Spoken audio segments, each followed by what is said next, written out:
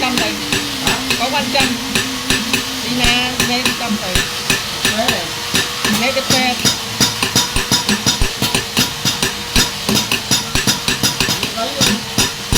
nhà mắm đi khu đợn lắm nhà mắm đi khu đợn lắm cô thôi thế nhạc đây là đi đây ngon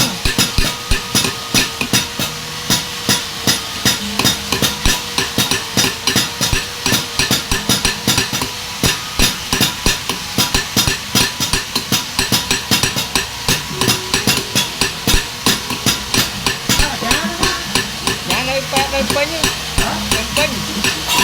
thì trên trang đấy đó hả dạ ba trên đây đây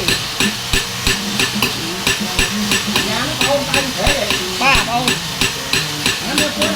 vậy đấy bạn con bay con đi con bay á dạ